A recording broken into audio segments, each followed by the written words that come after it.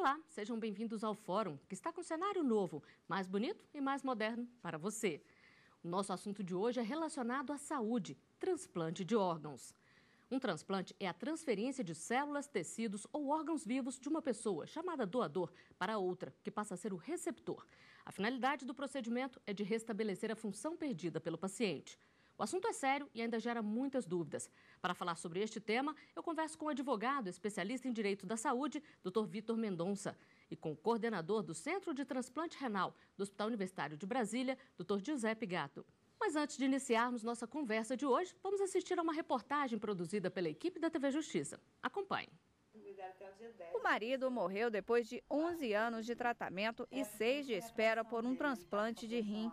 Um ano após a morte dele, Santana começou a apresentar problemas renais. Aí foi a vez dela de lutar pela própria vida, fazendo diálise 3 vezes por semana por mais de 4 anos até receber um rim saudável. Eu tinha esperança, né, mas ao mesmo tempo eu ficava preocupada, porque eu já tinha visto muitos também, né, que ia e não dava certo. Mas eu fiquei alegre, né? Eu falei, se der certo, eu vou sair dessas máquinas e vou ter outra vida, né? Santana ficou na lista de espera por um rim por mais de 2 anos. Ela fazia parte do grande número de pessoas que precisam aguardar por mais tempo, já que esse tipo de transplante não é tão comum. A insuficiência renal, ela melhor do que outras enfermidades, ela tem os tratamentos dialíticos. Então, o paciente consegue sobreviver, né? Mesmo sem a função do rim, fazendo tratamento dialítico. Então, ele consegue esperar mais tempo. Atualmente, 30 mil pessoas esperam por um órgão. A maioria precisa de um rim, seguido pelos pacientes que aguardam por córnea, coração e pulmão. É importante que a pessoa que pretende doar órgão comunique à família para que um parente de até 2º grau possa autorizar o transplante. O consentimento da família vai dar mais agilidade ao transporte do órgão. A sociedade está muito mais consciente e participativa desse processo de doação e transplante. Então, a gente tem recebido familiares muito conscientes desse processo e favoráveis à doação de órgãos. Para ajudar na rapidez, o Ministério da Saúde otimizou o cadastro de receptores de órgãos. Antes, cada central em cada estado organizava a própria lista e isso dificultava o processo de transplante. A partir de 2010, foi criada a Central de Notificação, Captação e Distribuição de Órgãos. Para regular todo esse processo e evitar violação de direitos, existe uma lei desde 1997 que especifica as condições de transplantes de órgãos e tecidos. Constitucionalmente você tem, tá, a garantia do mandado de segurança para que, né, no caso concreto, tá, específico, que tenha realmente um risco iminente de vida, então você deve procurar o Poder Judiciário, tá, para conseguir essa autorização, tá, para, vamos dizer, passar à frente na fila, no cadastro. Agora eu tenho que agradecer mesmo todo dia por ter uma vida nova, porque é outra vida que a gente ganha. Bom, primeiro eu gostaria de agradecer a presença de vocês aqui para a gente esclarecer esse tema que é tão importante. Doutor Giuseppe, a lei do transplante, como a gente viu aí na reportagem, criou o cadastro técnico para doação de órgãos. Como é que funciona esse cadastro? Nós temos o cadastro técnico único, né? Então, é uma lista onde estão os nomes de todos os pacientes que estão concorrendo por um órgão ou por um tecido, no caso a córnea. Todos esses órgãos todos esses pacientes estão registrados ali. Quando sai uma oferta, então saiu uma oferta de um rim. Primeiro vai ser distribuído para os pacientes que estão naquela cidade, então naquele estado, aqui em Brasília. Quando sai uma oferta, todos os pacientes que estão registrados nessa lista vão receber isso. Como a oferta do rim é por compatibilidade, vai ser gerado aí sim uma fila para cada um daqueles órgãos que foi ofertado. No caso do fígado, é por gravidade. Quem está mais grave fica em primeiro lugar. No caso da córnea, é por tempo de espera. Então, quem está há mais tempo está primeiro na lista. Então, cada órgão tem o seu jeito de gerir a sua própria fila. E ele primeiro é uma distribuição local, naquele estado, depois uma distribuição regional, quando por algum motivo não é possível utilizar aquele órgão no estado, então vai para uma região, e se não é possível utilizar na região, ele vai para uma distribuição nacional, para que esse órgão seja sempre aproveitado. Doutor Vitor, e o fato de ter esse cadastro técnico dá mais segurança para os pacientes? Bastante, bastante. As principais vantagens são, né, objetivamente, o controle, né, por todos e a transparência. Então, quer dizer, cada paciente, independente da sua condição social e assim por diante, ele tem muito claro a posição dele na fila, né? E como é que as coisas estão andando. Doutor Giuseppe, só para a gente esclarecer, quais são os órgãos que podem ser transplantados? Nós temos que diferenciar órgãos sólidos, né, que são coração, pulmão, fígado, rim, pâncreas e intestino. Esses são os órgãos que nós podemos transplantar. Além disso, nós temos os tecidos, córnea, músculo, pele, osso, tendão. Então, isso tudo constitui os tecidos que podem também ser doados. E como é que a pessoa pode se declarar um doador? Como é que é feita essa autorização, doutor Vitor? Atualmente, né, quer dizer, entre as pessoas que morreram, exige autorização da família. Né? Já para os vivos, né, para aqueles que estão vivos, ele tem que fazer um termo, né, com a assinatura de 2 testemunhas, se for parentes, até 4º grau, senão depende de autorização judicial. Agora, a pessoa pode deixar de alguma forma já estabelecido que ao morrer ela quer ser doadora de órgãos? Pode, mas isso não vincula a família a aceitar a doação. Né? Então, assim, é importante que ele esclareça a família, que ele deixe isso como vontade, mas assim, né, a palavra da família após o falecimento acaba sendo soberana. Doutor Giuseppe, quais são os cuidados? Em que circunstâncias que esse órgão ou esse tecido pode ser aproveitado depois que a pessoa já faleceu? Nós temos uma morte que é um tipo de morte muito especial, que é a morte encefálica, onde o cérebro morreu, não tem jeito de voltar, então é uma pessoa que está morta, mas que os órgãos ainda continuam viáveis, porque o coração está batendo, o pulmão está funcionando, o rim continua funcionando. Então, esse é o doador de morte encefálica. Então, é quando nós captamos os órgãos sólidos. E a gente pode captar tecido também desses doadores, da córnea, pele. E os doadores que são de coração parado, que é aquela morte com parada cardíaca e que não tem mais nenhuma função vital, esse a gente pode captar os tecidos, córnea, pele, osso, mas os órgãos a gente não pode captar. Agora, existe um tempo aí, tem que ser um procedimento ágil? O transplante, a captação do órgão, ele tem necessidade que o coração continue batendo. Então, à medida que o tempo vai passando nesse tipo de doação, maior a chance de ter uma parada cardíaca e aí a gente não conseguir captar nenhum desses órgãos. Então, é um procedimento que precisa de uma celeridade, mas que não tem que sair correndo para fazer, porque precisa ser captado algumas coisas para definir quem vai receber cada um desses órgãos para aí começar o processo de captação. Precisa ir uma equipe especializada de cirurgiões para fazer essa captação, então isso demora próximo de entre 6 e 12 horas para que aconteça. E depois de captado, vai variar o tempo para ser implantado de acordo com o órgão. Coração e pulmão tem uma janela muito curta, então desde que o coração para até ser implantado, são só 4 horas. Então é uma coisa muito rápida. O fígado, 8 horas. O rim, ele, idealmente, quanto menor tempo, melhor, mas ele tolera 24 horas em armazenamento. Agora, no caso das pessoas vivas que querem fazer uma doação de um órgão de tecido, como é que funciona? A lei permite que seja feita a doação intervivos, que são 3 situações diferentes. Então, é o vivo aparentado, que é até o 4º grau de parentesco, o vivo relacionado, que é com o cônjuge, então o cônjuge pode ser doador, e o vivo não relacionado, não aparentado, que aí precisa de uma autorização judicial para que isso aconteça. Tem que ter saúde quase que de astronauta, porque a gente não pode causar nenhum problema, né? Porque quem vai ser o doador não vai ter nenhum benefício para ele mesmo. Vai sofrer uma cirurgia de grande porte e que ele mesmo não vai ser beneficiado com isso. Então, é doando para alguém. Então, a gente pode captar fígado, uma parte do fígado, rim, um dos rins e parte do pulmão. Doutor Vitor, agora a gente está falando aqui em doação de órgãos. Tem que deixar bem claro que tem que ser uma doação mesmo ou, em algum caso, pode haver uma comercialização? Não, em hipótese nenhuma pode haver comercialização. Inclusive, é crime, né? A pena pode chegar a 8 anos em caso de comercialização. Quer dizer que de jeito nenhum? De jeito nenhum. Isso ainda existe? Vocês se deparam com situações como essa? No Brasil, a gente não tem verificado isso, pelo menos não que eu tenha conhecimento. Agora, existem estudos da OMS, da ONU, que falam que cerca de 5% dos transplantes de rins estão relacionados a esse tipo de comercialização, isso no mundo, né? Doutor Giuseppe, voltando a falar um pouquinho aqui de transplante. A gente veio falar do banco de medula óssea. Como é que ele funciona? A pessoa pode simplesmente se cadastrar, se oferecer para doar, se aparecer alguém compatível? Na verdade, nós não temos um banco que armazene a medula, né? O que nós temos é um registro de doadores de medula, que é o REDOME. O REDOME, cada um que se voluntaria a ser doador, colhe sangue, geralmente no hemocentro, e o hemocentro vai fazer uma tipagem genética que vai armazenar num banco de dados. E quando eu tenho um receptor procurando um tipo específico de medula, o próprio programa cruza quem que é doador e receptor.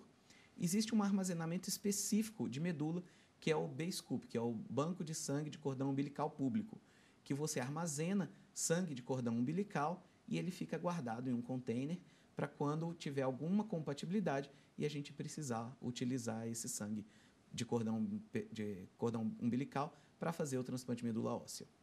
Doutor Vitor, e o que diz a lei sobre menores, a doação de menores ou de incapazes vivos? Como é que isso é tratado? A doação seria só de medula, né? Aí, mediante autorização dos pais ou responsáveis. É terminantemente proibida a doação de órgãos por crianças. E isso aí teria que ser com parentes ou aí a doação de medula é livre? Não, aí não. A doação de medula é livre. Pode ser também para a hipótese do redome, né? Mas com relação a órgãos, não. E no caso dos incapazes, funciona da mesma forma? Com relação aos incapazes, os pais e os responsáveis, né? Os responsáveis legais. Doutor Giuseppe, e o Sistema Único de Saúde, ele é responsável também por transplante de órgãos e tecidos? Sim, a grande maioria do transplante é feito pelo Sistema Público de Saúde, pelo SUS. Estima-se que próximo de 95% de todo o transplante é feito pelo SUS. Algumas coisas podem ser feitas pelo convênio, que não é córnea e rim, que geralmente o convênio pode custear. Mas o SUS não faz só isso, né? Ele custeia toda a parte de identificação do doador, a manutenção desse doador, a captação do órgão, isso tudo é custeado pelo Estado obrigatoriamente. Não pode ser custeado privado, né? Ninguém pode pagar por isso. E além da manutenção depois do transplante. O Brasil é um dos poucos países no mundo que custeia toda a imunossupressão para o paciente enquanto ele precisar. Doutor Vitor, o doutor Giuseppe falou aqui que a grande maioria é feita pelo SUS. Mas alguma coisa que precisa ser feita pelo plano de saúde, pelo convênio? O convênio pode se negar ou aí ele tem que fazer? A maioria dos contratos veda a cobertura de transplantes, mas a jurisprudência do STJ hoje tem sido pacífica em afirmar que essa cláusula seria abusiva. Então, que, portanto, o plano de saúde negando a cobertura do transplante, isso caracterizaria a abusividade do contrato, inclusive, além de justificar, né, o pagamento, ainda pode justificar condenação em danos morais. Bom, nós vamos fazer um pequeno intervalo e voltamos já com mais Fórum.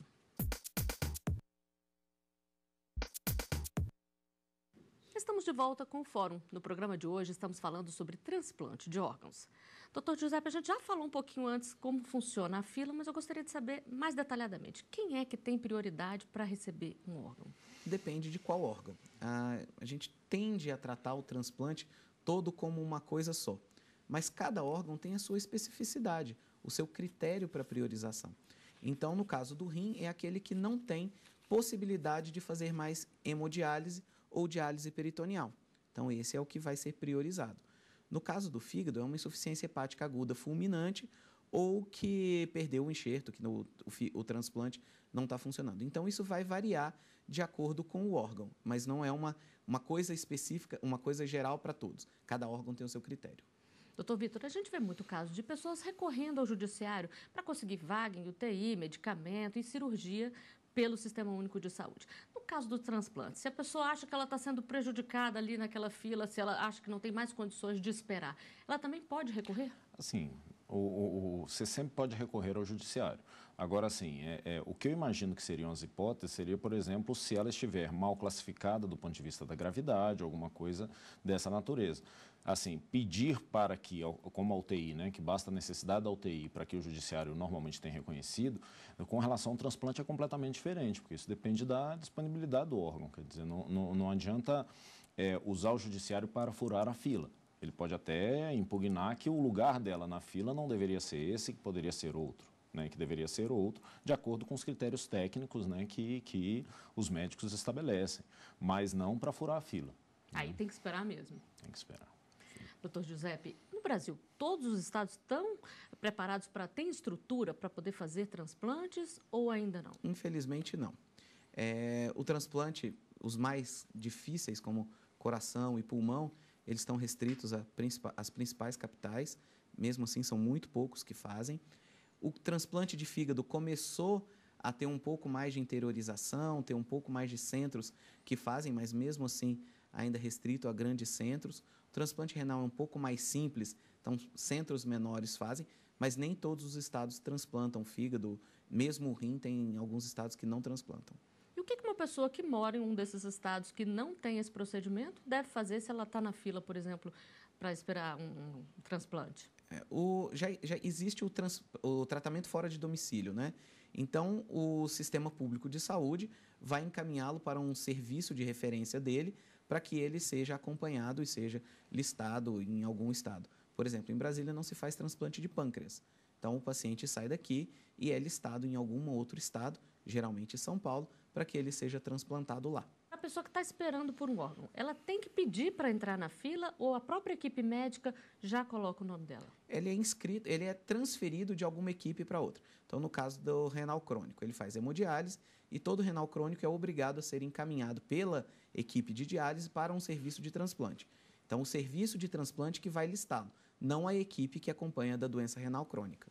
Doutor Vitor, e a pessoa que tem uma doença grave, que necessita de um transplante, mas não quer fazer, ela tem esse direito? Ela pode se recusar? Tem. Constitucionalmente é uma liberdade dela. Né? Quer dizer, isso aí é assegurado. Tanto que exigem, né, a aceitação do receptor. Né? Em algumas hipóteses legais, exige essa aceitação do receptor. Isso é uma prerrogativa dela. Como é que fica a situação do médico? Porque as pessoas às vezes recusam o tipo de tratamento por questões filosóficas ou questões religiosas. Como é que fica a situação do médico? Ele é obrigado a respeitar o direito do paciente? Tem que respeitar.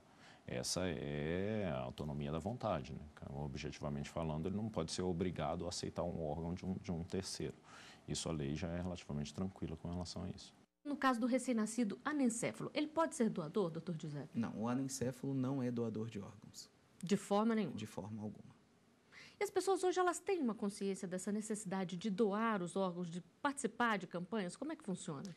A nossa população ela é muito generosa. Em alguns estados um pouco menos conscientes disso, outros mais conscientes, mas, grosso modo, elas são bastante generosas. Né? A aceitação com a doação está muito mais relacionada com a qualidade do atendimento que essa pessoa recebeu durante a necessidade. Então, ela perceber que o parente dela recebeu tudo que era necessário para manter a vida, que infelizmente não foi possível, ela ter essa percepção facilita muito que ela seja favorável à doação. Se ela desconfia em algum momento que não foi feito o que precisava, que ela teve algum descaso, algum descrédito, se ela não confia na estrutura, não confia na assistência que foi prestada, dificilmente ela vai ser doadora. Doutor Vitor, agora geralmente é consultada a família quando a pessoa morre. E quando esse corpo não é identificado, como é que funciona essa autorização ou não para a doação de órgãos? É impossível. A lei expressamente veda a doação de órgãos de pessoas não identificadas. Isso é expressamente proibido. Bom, eu gostaria de falar um pouquinho mais sobre essa questão da conscientização da população. São feitas campanhas periódicas para que as pessoas entendam a necessidade de doar, que elas podem estar ajudando uma outra pessoa? Sim, tem o Ministério da Saúde, com frequência faz, no dia 27 de setembro, é comemorado o Dia do Doador de Órgãos, né? E geralmente nessa semana é feita uma campanha grande de conscientização do transplante. Mas pequenas ações, no fim, acabam sendo mais importantes, que é a discussão em fóruns menores, que aí a pessoa entra em contato com a ideia da captação, com a ideia da doação de órgãos mais vezes. Então, uma novela, aquele caso de São Paulo, do sequestro, que a menina acabou sendo atingida e morreu, teve morte encefálica do órgão, então foi o caso Eloá, fez com que o transplante tivesse uma doação muito maior, porque são fatos que geram a busca pela ideia, escuta-se mais falar. Então, campanhas que sejam mais frequentes, mas que sejam menores e que atinjam mais gente, no fim acaba sendo mais importante do que grandes campanhas e que duram pouco tempo. A própria notícia, então, de que alguém fez um transplante, que alguém doou, sim. ajuda. Toda vez que isso aparece não como campanha, mas como discussão, como debate, como um fórum desse, faz com que as pessoas percebam melhor isso. Campanhas que sejam meramente de marketing e que durem pouco tempo, elas não são muito produtivas. O senhor já falou aqui para a gente que a vontade da família acaba prevalecendo. Mas se a pessoa colocar em redes sociais, por exemplo, que ela quer ser doadora, isso pode ser usado por alguém da família que não concorde com a decisão do outro?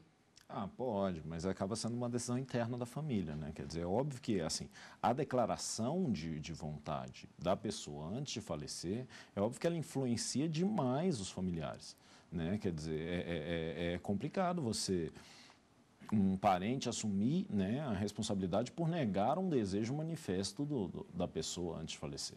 Então, é muito importante, sim, apesar da vontade da família prevalecer, é muito importante que as pessoas, né, que pensam em doar, que elas registrem isso, que elas manifestem isso para que, né, ajudem a demover as famílias a tomar essa decisão, né. Agora, não existe mais um documento legal como uma certa época existiu. A gente colocava na carteira de identidade. Isso não funciona mais? Não funciona mais. Isso acabou em 2000. Né? E no caso de haver uma discussão ali, uma divergência de opinião entre familiares, quem é que tem a prioridade para dizer se vai poder ser realizada a doação ou não? Olha, eu imagino que aí, quer dizer, a lei, a lei do transplante, ela não é muito clara a esse respeito. Eu imagino, eu utilizaria, por analogia, as regras do inventário da responsabilidade pelo espólio, por exemplo, né? Quer dizer, então, faleceu, é casado, primeiro a esposa, e assim por diante, usando as regras, mas isso seria uma construção por analogia. O que a gente vê na prática é que, né, cada família ela tem a sua própria estrutura de autoridade, né? Isso é razoavelmente respeitado. A gente realmente é muito difícil se judicializar esse tipo de questão, até porque a judicialização desse tipo de questão dificilmente vai trazer uma resposta em tempo hábil para que o órgão seja e não é só isso, né? O transplante ele vive muito da credibilidade que ele tem. Então, enquanto você não atinge um consenso dentro da família, enquanto tem alguém que discorde com isso, a gente ou tenta acomodar isso, ou é melhor não aceitar a doação. Porque você pode criar muitos problemas com isso. Como que fica essa estrutura familiar depois, né? Mas você doou e eu não queria que doasse.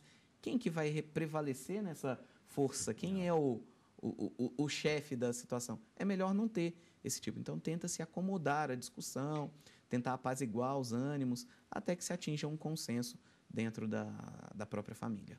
E essa equipe que tenta fazer esse trabalho, ela tem um treinamento especial? Então, sim, são as comissões intra-hospitalares. Acredito que esse é o grande investimento que tem que ser feito. Muito mais do que campanha. É aí que a gente vai ter as modificações no transplante.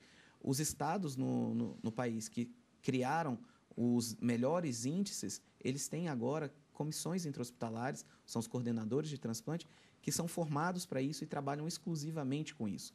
Eles não têm uma atividade no hospital e também fazem isso. A Espanha, que é o melhor programa de captação de órgãos do mundo, eles têm os melhores índices e muito baixa negativa familiar. O que eles têm é que as pessoas que trabalham com isso, trabalham exclusivamente com isso. Então, existem programas de treinamento do Ministério da Saúde, da Associação Brasileira de Transplante de Órgãos, as próprias centrais, as equipes, para que essa hora de abordar, ela seja feita de uma maneira muito técnica e que o objetivo não é fazer a captação de órgão. O que nós queremos primeiro é acolher essa família, confortar a família, para que ela possa ter calma e paciência, uma paz de espírito para tomar uma decisão. Bom, só para encerrar aqui, eu gostaria de saber o que vocês diriam para alguém que está na dúvida se doa ou não os órgãos. Doutor Vitor. Doe, não tem por que ter essa dúvida, eu diria isso, assim, quer dizer, é um ato de generosidade, né, eu acho que assim, né, seja cristão, seja, todas as religiões, elas concordam que o amor e a caridade faz muito bem para as pessoas, então eu realmente diria que doa. Doutor José. Que a gente deve incentivar a doação de órgão. Acredito que o mais importante é manifestar a sua vontade para a família, seja um doador de órgãos, né? Fale com a sua família. A vontade é sua, mas a decisão é deles. Então, é essa conversa aberta com a família que vai modificar e que vai fazer com que seja respeitada a vontade daquela pessoa em doar órgãos. Bom, muito obrigada pela presença de vocês aqui conosco. Nós estamos chegando ao fim do programa de hoje. Eu conversei com o advogado, especialista em Direito da Saúde, Dr. Vitor Mendonça, e com o coordenador do Centro de Transplante Renal do Hospital Universitário de Brasília, Dr. Giuseppe Gatto. Quer rever este programa? Acesse o site da TV Justiça, www.tvjustiça.jus.br. Você também pode ajudar a nossa equipe a fazer o fórum. Envie um e-mail para forum@stf.jus.br. A gente tem um novo encontro na próxima semana. Até lá!